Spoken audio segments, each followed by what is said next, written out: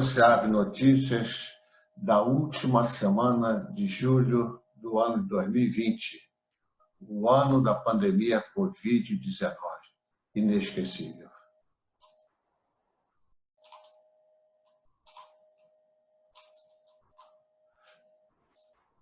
Como sempre, na primeira parte, procuramos nos harmonizar e mesmo meditar. As mensagens que são trazidas aqui para este momento de meditação sempre tiveram um cunho ecumênico, ou seja, o seu conteúdo tem um caráter universalista. Ao longo das notícias de todos os domingos, desde março, preponderantemente, as mensagens foram extraídas da obra Fonte Viva, composta por esses 5 livros, ditadas as mensagens neles contidas pelo Espírito Emmanuel, através da psicografia de Francisco Cândido Xavier. Chamava-nos a atenção o volume de referências ao apóstolo Paulo. Essas referências atingem quase 500, 464 especificamente, o que mostra a importância de Paulo na divulgação da Boa Nova. O apóstolo Paulo, também chamado Saulo de Tarso, apóstolo dos gentios, ele tem um papel preponderante no cristianismo, pois foi um dos principais líderes do início do cristianismo através da divulgação de suas epístolas, das suas cartas. E como você percebe Paulo? Para os espíritas, em geral, quando se fala no apóstolo Paulo, vem logo a obra de Emmanuel chamada Paulo e Estevão. É um livro importante para os espíritas. E, para falar sobre Paulo, trazemos um depoimento hoje de uma pessoa relevante para o espiritismo. A nossa companheira Dora Alice Colombo é uma paulistana, mas que é mais conhecida por Dora Encontre. Dora Encontre, ela é jornalista, é escritora, mas, sobretudo, é uma educadora. A sua formação se dá principalmente, primeiro na graduação em jornalismo, mas depois se dedica mais profundamente à educação, né, seguindo aqueles trâmites de formação de docentes de universidades públicas brasileiras, né, tendo seu mestrado, seu doutorado, seu pós-doutorado, né, que ela fez em Filosofia da Educação pela Universidade de São Paulo, a maior universidade do Brasil. Ela atua nas áreas de educação, espiritismo, filosofia e arte. Tem mais de 40 livros publicados sobre educação, filosofia e espiritualidade, dentre livros didáticos e livros psicografados. Ela coordena a Associação Brasileira de Pedagogia Espírita e trabalha em prol do ecumenismo, militando por uma educação que inclua interdisciplinaridade e espiritualidade, como Pestalozzi, né, mestre de Kardec, como Gandhi, como Rousseau, enfim, é uma figura importante no meio espírita. Desde criança, eu fui apaixonada pela figura de Paulo de Tarso. Né? Quando minha mãe lia nas nossas orações do lar, pequenos trechos, Paulo aos Coríntios, Paulo aos Efésios, aquilo me soava, me dava uma ressonância interna, né, que eu não entendia por quê. Aos 11 anos, eu fiquei curiosíssima para ler aquele livro Paulo e Estevão, do Emmanuel, psicografado pelo Chico Xavier, mas a minha mãe achava que era muito cedo, era um livro muito longo, muito pesado, muito cheio de cenas de sofrimento, de apedrejamento, né? E eu então comecei a ler escondido. Nessa época nós morávamos na Alemanha, né? E aí ela descobriu que eu estava lendo, ela falou, então tá, então se você tem tanta vontade de ler, eu vou ler para você. E ela me lia todo dia. Não sei se ela fez algum tipo de censura, se evitou alguns trechos mais dramáticos, mas ela ia me explicando, enfim. E aí, pronto, eu fiquei apaixonadíssima, né? E passei a ler tudo o que me caía nas mãos sobre Paulo, né? Comecei a procurar biografias, estudos católicos, protestantes, espíritas, tudo o que me caísse nas mãos eu lia sobre Paulo. Li também, por exemplo, um livro que eu achei interessantíssimo, que é do Sholem Asch, que é um autor judeu, né, do século XX, do início do século XX, década de 30 mais ou menos, e ele escreveu vários livros, um melhor que o outro, gosto muito dos livros dele. Agora acho que só se acha em sebo virtual esses livros. Eles são livros que falam sobre figuras, né, do cristianismo, mas de uma perspectiva judaica.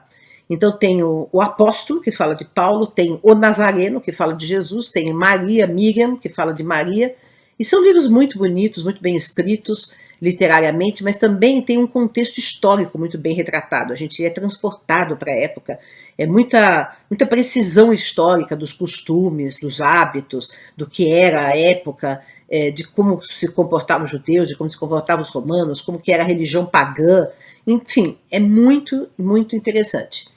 E hoje, relembrando Paulo, quero comentar com vocês que eu ainda considero, claro que depois, mais tarde, né, conforme a gente vai amadurecendo e a gente vai conhecendo as críticas, né, há muitas pessoas que criticam Paulo e que não gostam de Paulo, né, porque acham que foi ele que fundou a igreja, foi ele que deturpou a mensagem de Jesus, que ele criou uma doutrina dele que não era a doutrina de Jesus. Enfim, tem várias críticas nesse sentido. Eu acho que a grande maturidade que a gente consegue na vida é desidealizar aqueles que a gente ama. Isso serve para nossos próximos, pais, mães, mestres, como grandes personalidades que nós veneramos, que nós admiramos. É desidealizar, ou seja, considerar o seu aspecto humano, mas sem deixar de amar, sem deixar de valorizar os seus dons, a sua contribuição. E é isso que hoje eu faço com Paulo. De fato, há coisas em Paulo problemáticas. Ele era uma pessoa autoritária, por exemplo. Tem resquícios de machismo nas suas epístolas? Tem. Que era próprio do contexto, e aliás, toda a Bíblia está cheia de coisas machistas, né? Mas também, hoje há estudos, né, que procuram definir o que é de Paulo, o que não é de Paulo, e parece que esses trechos machistas não são propriamente dele, foram posteriores, né? Mas o que eu acho admirável em Paulo é que ele se entregou com aquela paixão de corpo e alma, né, para levar a boa nova, a mensagem de Jesus para o mundo da época, né, enfrentando todas as dificuldades, com aquela coragem, com aquela bravura. Eu adoro essa personalidade desbravadora, entusiástica, apaixonada, né? E, claro, misturou as suas questões humanas. Ele era um fariseu, né? Ele tinha sido um fariseu, um doutor da lei, mas justamente por isso, entendo eu, né, que Jesus foi chamá-lo às portas de Damasco, porque só ele tinha condições de fazer essa divulgação da Boa Nova por todo o mundo, por todo o Império Romano, né? Porque os apóstolos iniciais eram pessoas simples, pescadores, analfabetos. Aliás, os primeiros livros escritos no Novo Testamento são justamente as epístolas de Paulo, foram escritas antes dos evangelhos, né? Então foi ele, de fato, que primeiro falou de Jesus por escrito nas suas epístolas. E hoje, dessas suas epístolas, eu quero extrair o capítulo mais bonito da Epístola aos Coríntios 1, que é o capítulo 13, que fala sobre o amor, né? Algumas traduções traduzem como caridade, outras como amor. Eu preferi uma tradução que traduz como amor, porque eu acho mais profundo, mais bonito, mais amplo. E essa tradução que eu vou ler para vocês é do Almeida, né, que é um clássico no português. Lembrando que esse capítulo ele foi usado pelo Renato Russo numa música muito bonita, em que ele mistura, né, esse trecho de Paulo com o poema, o soneto de Camões, O Amor, é um fogo que arde sem se ver, né? Nossa, aquela paixão também, né? Então vamos ler e meditar esses versículos de Paulo. Ainda que eu falasse as línguas dos homens e dos anjos e não tivesse amor, seria como o metal que soa ou como o sino que tine. E ainda que tivesse o dom da profecia e conhecesse todos os mistérios e toda a ciência, e ainda que tivesse toda a fé, de maneira tal que transportasse os montes e não tivesse amor, nada seria.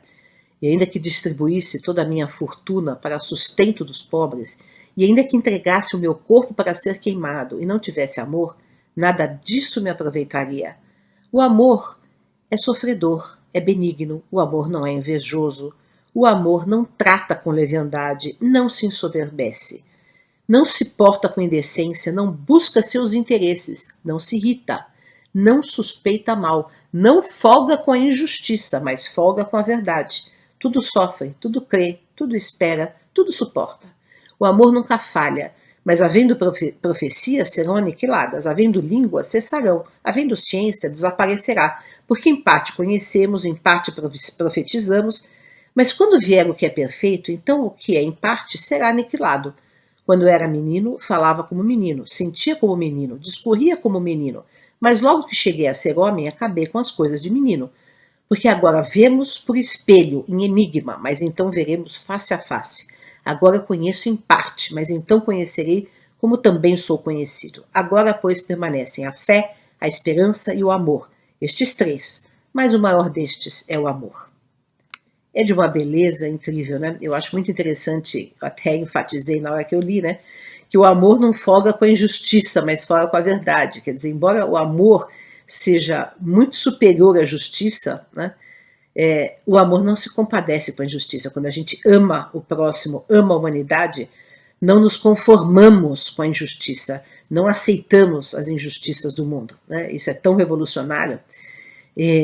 Enfim, todo trecho é maravilhoso porque nos toca a essência, não adianta nenhum ato externo, nem adianta nenhuma aparência, se nós não estivermos inflamados por esse fogo do amor à humanidade, o amor a todas as coisas, né, a Deus, à natureza, ao homem, ao planeta. Hoje nós sabemos que esse amor tem que se estender a todas as vidas.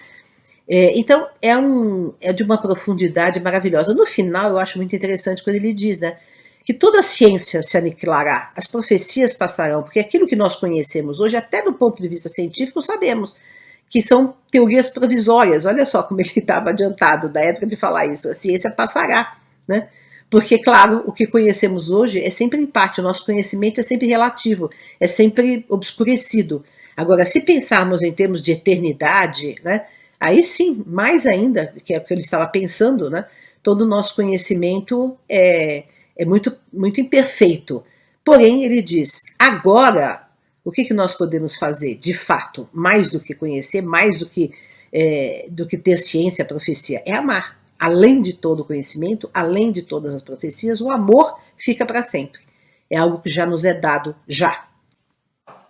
Nesta segunda parte, temos uma primeira informação, de que o Notícias agora ele passa a estrear no canal às 0 horas de domingo. Ou seja, antecipou-se para 0 horas de domingo a estreia. Daí fica disponível no canal com todos os demais vídeos.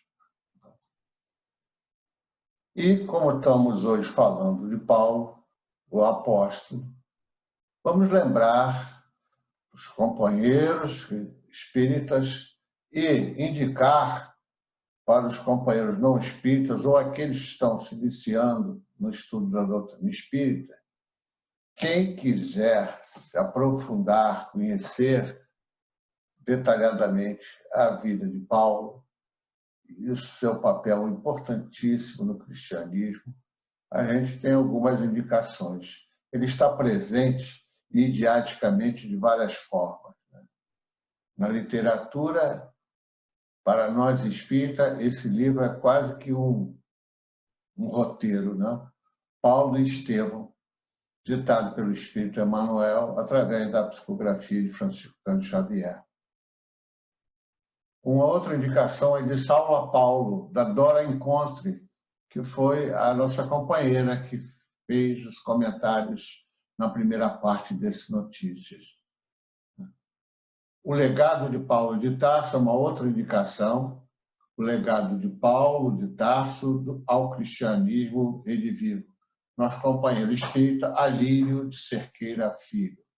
Mas existem outros livros, como é o caso do Frederic Bruce, Paulo, o Apóstolo da Graça. O Frederic Bruce ele desencarnou em 1990, foi um teólogo evangélico e que muito se dedicou ao estudo de Paulo. É uma excelente obra. Outra indicação, Paulo de Tarso e o Espiritismo, de Roberto Broglio, e de autoria dos Pedros Vasconcelos e Funari, Paulo de Tarso, um apóstolo para as nações. Existe uma infinidade de outras publicações. Basta a gente pesquisar e buscar aquilo que lhe interessa mais. Mas, evidentemente, a primeira indicação é Paulo Esteban. Nas artes cênicas, né, você encontra várias peças sobre Paulo de Tarso. Então, aí algumas apenas como referência. No cinema também, alguns desses filmes foram projetados, inclusive na UCEAB, algum tempo atrás, mas saibam todos que existe essa riqueza de referências a Paulo.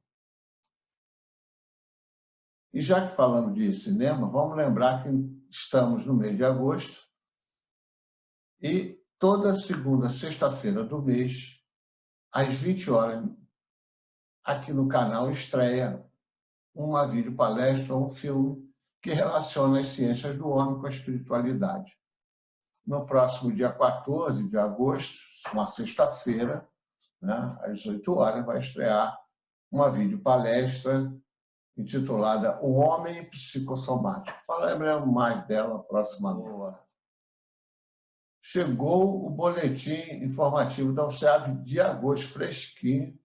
O Luiz Cláudio nos mandou a capa do volume de agosto, né, que tem um artigo, Provação e Aprendizado. Logo de cara. Importante, bem a calhar no momento que vivenciamos. Tá? Então, quem quiser solicitar o novo boletim informativo do OCEAB, basta escrever para o Luiz Cláudio Furtado, nesses 2 e-mails que a gente vem apresentando aqui semanalmente, e ele envia com o maior prazer para vocês. Provação e aprendizado, é o primeiro artigo. Quando a dor nos bate à porta e enche de sombra a nossa vida, costumamos chorar ou nos desesperar. Puxa, será? Mas aí a gente lembra de outra coisa. O Cristo Consolador. Lá no capítulo 6 do Evangelho segundo o Espiritismo, item 5. O Espírito de verdade. Ele nos alerta. Espírito, amai-vos. Este é o primeiro ensinamento. Instruí-vos, este o segundo. E é nesse sentido que nós colocamos meses atrás, com o título de desafio bibliográfico, apenas uma motivação para que os companheiros enviassem e divulgassem aqui no canal sugestões de leitura para o nosso enriquecimento espiritual nesse período de confinamento. E nós temos recebido de alguns companheiros da UCEAB e de vários de outros centros espíritas e não espíritas, indicações de livros pouco comuns ou pouco conhecidos, ou mesmo que está sendo lançado, ou um livro raro. E temos sempre apresentado aqui com a perspectiva de estimular a nossa leitura, né? Pois que espiritismo sem estudo não é espiritismo, pode ser qualquer outra coisa. Tá? Quais são as sugestões de leituras para a nossa educação espiritual dessa semana? Nos chegou esse livrinho, a indicação Estude e Viva, do dos espíritos André Luiz e Emmanuel pela psicografia de Chico Xavier do Valdo Vieira. E logo o primeiro capítulo intitula-se Estude e Viva. E lá no último parágrafo diz assim, ó: não alcançaremos a libertação verdadeira sem abolir o cativeiro da ignorância do reino do Espírito. E conclui: quem aspira a entesourar os valores da própria emancipação íntima à frente do universo e da vida, deve e precisa estudar. E quando se fala em estudar, não é a gente sentar numa carteira, não. É como o nosso mestre nos mostrou. Basta nos reunirmos, doisinhos lá. Pode ser um encarnado e outro desencarnado. E a gente pode estudar. Obrigado, Emmanuel, pelo lembrete. A outra indicação veio da nossa companheira Eliane Cavalcante, As Bem-aventuranças e Outras Belezas Espirituais, do baiano André Luiz Peixinho. Esse é um livro que fala do Cristo, né? Como o nosso grande professor, que nos mostra o caminho para nos aproximarmos da inteligência suprema que tudo criou, né? Jesus, mais do que um médico de corpos e de espíritos, ele é isso, é o grande professor que nos mostra a seara do bem. O André Luiz Peixinho, que é professor, médico, filósofo, psicólogo, psicoterapeuta, ele é presidente da Federação Espírita do Estado da Bahia e tem um trabalho relevante, seja como palestrante, seja como escritor espírita. O outro livro, a outra indicação, nos vem pela Denise Moraes, nosso companheiro da OCEAR, Mecanismos da Mediunidade, pelo espírito André Luiz, com psicografia de Franciscano Xavier e Valdo Vieira. Essa imagem à esquerda é da edição mais antiga, a da direita é a mais moderna da FEB. Agora, esse livro é um livro técnico. Ele não é indicado para aquele que ainda está começando na doutrina espírita, né? E, como sempre, a melhor forma de estudar é em grupo. Então, ele analisa aqui nessa obra a mediunidade, mas em uma perspectiva científica. Então, diz o resumo: versa sobre diversos aspectos da mediunidade, suas várias formas de manifestação, os processos que os organismos físicos e espirituais sofrem durante o intercâmbio e as consequências do uso da mediunidade. E esse processo de comunicabilidade, ele pode ser bom ou não muito bom, pode ser positivo ou negativo, de acordo com o proceder dos espíritos, encarnados e desencarnados. Então, esse é um livro para aquele que já tem uma base da doutrina espírita. Passemos agora à análise da pandemia. Há quantas anos a pandemia em nosso país, em nossa região, no nosso município? Veja, o Brasil, que estava se aproximando dos 2 milhões, já ultrapassou, está quase chegando a 2 milhões e 500 mil casos. O Rio de Janeiro já ultrapassou os 100 mil, 154 mil casos confirmados. Ou seja, a pandemia continua a agraçar entre nós. E trazemos as informações da Secretaria Estadual de Saúde, analisando os boletins até 24 de julho, até sexta-feira próxima passada. Todos os municípios houve progresso dessa pandemia. Sobretudo, foi Tanguá e Rio Bonito que cresceram muito se nós compararmos com a semana passada. Maricá se aproxima de 2 mil casos. Araruama 524, Rio Bonito 622, Tanguá 539. Saquarema, oficialmente, são 493 casos confirmados. Em redes sociais, aqui em Saquarema, apresento outros números bem maiores. Como nós não estamos mais utilizando o site oficial da Prefeitura de Saquarema, cujo painel não é mais atualizado, pelo menos até hoje, há de se explicar que a disparidade, às vezes, de números de casos confirmados deve-se ao uso de testes, de esses testes rápidos. Alguns deles têm uma falibilidade pequena, discutível, questionável. Ademais, também, às vezes, há um gap, um intervalo de comunicação, de passagem de dados do município e processamento pela Secretaria Estadual. Então, daí essa diferença. Mas o oficial é esse. Acontece também, às vezes, que alguns casos são colocados como oficiais e depois regridem, desaparecem, constatam que aquilo não é realidade.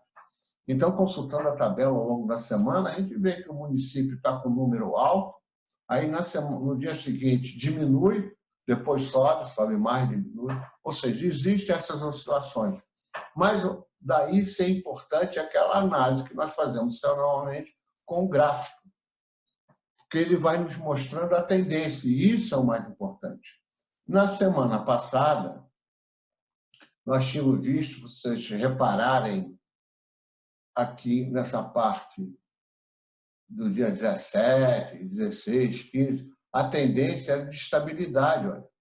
Esse espaço maior aqui é que houve um problema na Secretaria Estadual no sábado, dia 18, não foi gerado o boletim, por isso fica esse espaço maior.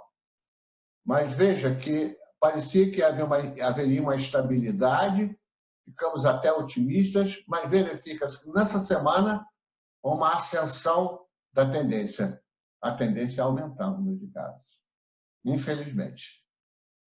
E aí, cabe-nos ressaltar nesse momento a importância de mantermos as atitudes profiláticas para evitar a contaminação, como distanciamento social, o uso das máscaras, né, a higienização e, sobretudo, aqueles portadores de doenças crônicas, aqueles que fizeram tratamentos químicos intensivos que implicam na redução da capacidade imunológica e, sobretudo, os idosos e aqueles que têm doenças crônicas, como diabetes, como hipertensão, que estes somos de grande risco.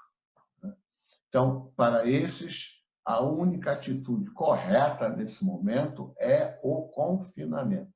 Evitar contatos sociais, se não for possível, mantenhamos o distanciamento social, né? E evitemos, em todo custo, aglomerações. E a escolha sempre é de cada um. Passemos agora às informações da nossa comunidade espírita. Os estudos dessa semana. Nessa quinta-feira, 30 de julho, às 20 horas, vai estrear aqui no canal a nossa companheira Grace Farias. Os companheiros da UCEAB lembram-se dela, era relativamente assídua nas palestras lá na UCEAB em Física. Conseguimos, através da nossa companheira Vera Coelho, contato com a Grace, lá da Casa René Peça de Cabo Frio, e ela, com muito boa vontade, rapidamente nos disponibilizou um estudo intitulado Os Tempos São Chegados, que se referencia no livro A Gênese, no capítulo 18. Vamos, então, receber a nossa companheira Grace na próxima quinta-feira, 30 de julho. E no sábado, vai retornar ao canal a nossa companheira Márcia Neto, do Grupo Espiritualista Teleférico de Francisco de Assis, lá do bairro de Vila Isabel, no Rio de Janeiro. Ela já nos apresentou um primeiro estudo numa quinta-feira, o verdadeiro tesouro. Não sei se vocês recordam. Então, nesse sábado, 1º de agosto, às 17 horas, a nossa companheira Márcia Neto.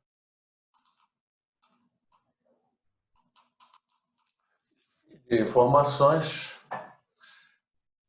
é só. Passamos agora à nossa prece dominical. A de hoje, pelo que falamos anteriormente, tem a ver com Paulo. E como fizemos em um Notícias anterior, a nossa oração dominical de hoje, ela é musicada. É para relembrarmos Paulo, na voz de Renato Russo, a composição e um recorte desse Paulo musicador.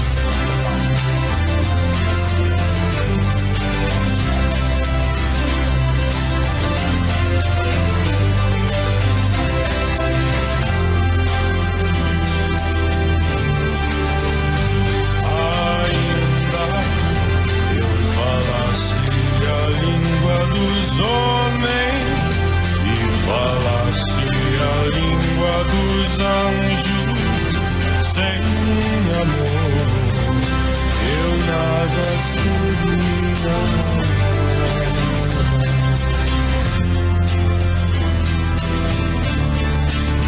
É só o amor, é só o amor que conhece o que é verdade. O amor é bom, não quero mal, não sente inveja ou se vai descer.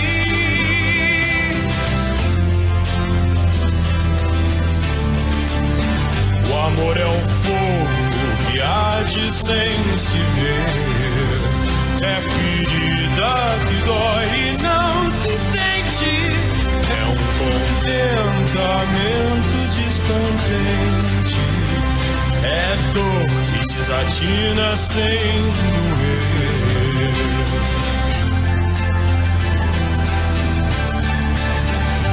Ainda que eu falasse a língua dos homens e falasse a língua dos anjos, sem amor eu nada seria.